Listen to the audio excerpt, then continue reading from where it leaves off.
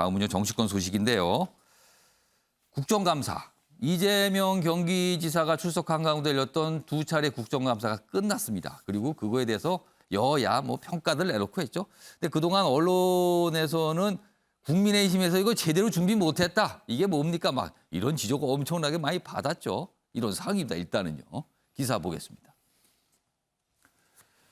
자, 이재명 선방했다. 그러니까 민주당은 이런 평가를 지금 하고 있어요. 그런데 여기 보면 선방했다 하고 지만이죠. 했다지만 민심이 돌아올까. 그러니까 이게 대장동 이슈가 심상치 않을 수 있다. 이런 생각을 한다는 거죠. 송영길 대표 결과적으로 잘했다. 근데 민주당 한편에서는 국민이 과연 어떻게 볼지 이런 반응도 있다고 합니다. 자, 그럼요. 송영길 대표의 평가가 있었거든요. 확인해 보겠습니다. 결과적으로 잘했다고 생각합니다. 예. 처음에 제가 좀 안 나갔으면 그랬죠. 하는 예. 제안을 했는데 이렇게 언론에서 일방적으로 자신의 프레임을 씌우고 공격을 하는데 일반 언론의 시각으로 편집되지 않는 살아있는 목소리를 국민에게 전달하고 싶은 생각이 컸을 거예요. 한 방이 없었다는 게 아니라 오히려 국민의 이미 한 방 맞은 거죠. 일단 민주당에서는 저런 자평이 나오죠.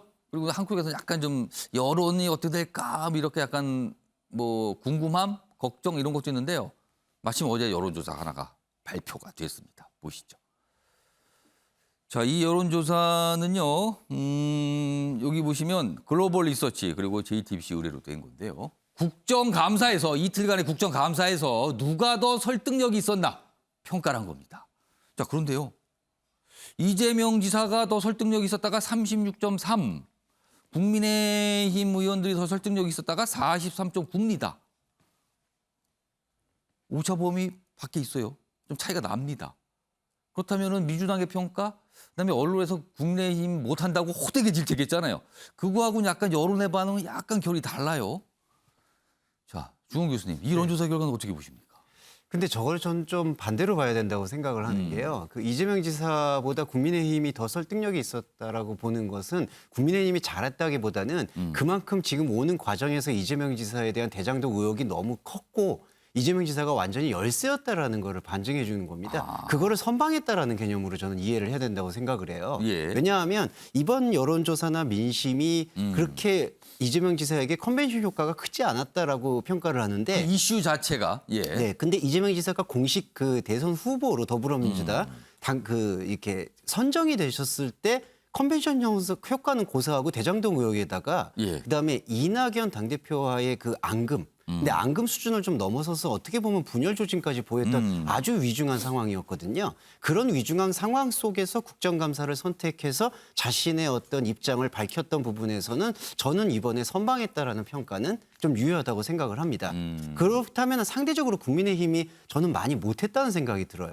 왜냐하면 언론 의혹을 얘기했던 것 이상의 얘기도 못했을 뿐더러 더욱더 어떻게 보면 김용편 의원의 그 조폭연루설이라는 것이 더 어떻게 보면 국정감사의 격을 떨어뜨렸던 그 결과가 되지 않았는가. 그런 부분에서는 저는 이재명 지사가 어떻게 보면 더 지지율이 낮아질 수 있었는데 국정감사를 통해서 어느 정도 선방했다라고 평가를 저는 할 수 있다고 보는데 앞으로의 과제는 더 심각하겠죠. 어떻게 보면. 왜냐하면 이낙연 전 대표의 그 지지율이 지금 어떻게 보면 다 이재명 지사 쪽으로 흡수되지 않고 다 흩어져 있는 양상이거든요. 이걸 어떻게 이제 모아가느냐라는 그 주제는 앞으로 이낙연 전 대표를 이재명 지사 측에서 어떻게 모시느냐. 그러니까 이낙연 전 대표가 이 여지와 공간을 자신이 어떻게 활동할 수 있을지 운신의 폭을 그냥 이렇게 당신 이렇게 됐으니까 선대위원장 오십시오. 이런 식으로 강압적이거나 아니면은 속도전으로 밀어붙일 게 아니라 충분한 설득과 수기 과정을 보여주는 게 이재명 캠프 측의 이제 과제가 아닌가 그런 생각이 듭니다.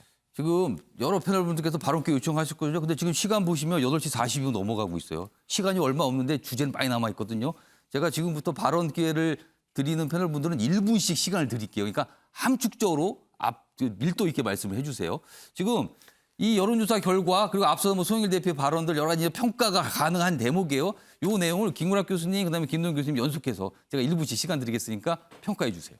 사실은 지금 이 부분은 굉장히 민주당에게는 약한 취약한 사안입니다. 예. 많은 국민들이 이렇게 민간이 수천억 원에 가까운 더 많은 어떤 이익을 가져갔다는 데에서 분노한 거거든요.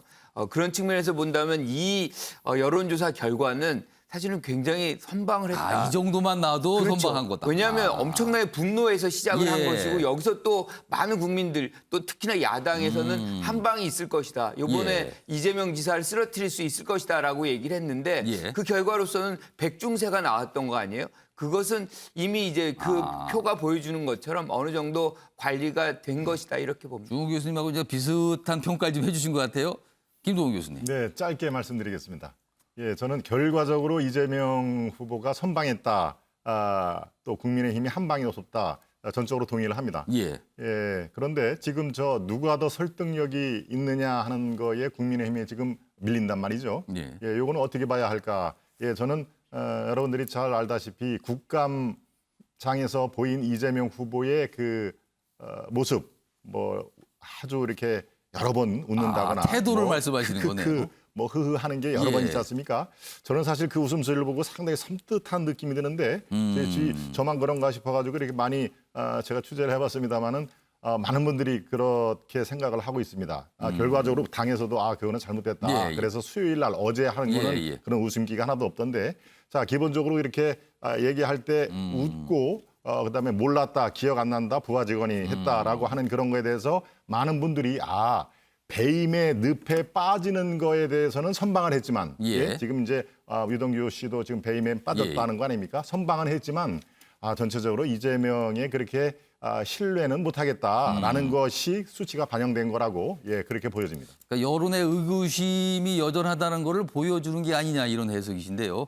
김종혁 전 국장님께서 발언기 요청하셨어요. 짧게 드릴게요. 평가해 주세요. 짧게 말하겠습니다. 이재명 지사가 잘했습니다. 그리고 잘 방어를 했어요. 예. 그건 역으로 얘기하면 국민의힘 의원들이 잘 못했다라는 얘기가 되기도 하는데 그런데 저는 그 성공이 자기의 덫이 될 수 있다 이렇게 생각을 합니다. 왜냐하면 많은 사람들이 봤어요. 얼마나 매끄럽게 말씀을 잘하고 예. 얼마나 잘 피해가는지를 봤는데 그러나 그것이 또 많은 국민들의 마음속에는 저게 진실과 정말 부합할까? 이런 거에 대한 의구심이 있어요. 왜냐하면 지금 터지고 있는 많은 사건들을 보면 도저히 이재명 지사의 설명으로는 예. 아무리 말을 잘해도 그 실체적 진실과는 부합하지 않는다는 그런 생각을 갖게 되거든요. 예. 따라서 만약에 다른 부분에 있어서의 어떤 실체적 진실이 드러난다면 예. 이재명 지사가 말을 잘한 그만큼 오히려 그것이 더 큰 타격으로 갈 수 있다. 이런 생각을 합니다. 김종혁 전 국장님 말씀은 지켜보고 두고 봐야 된다 이 말씀을 하신 것 같기도 합니다. 지금요. 그렇습니다. 자, 일단 여론조사 결과 하나 소개해 드렸고요.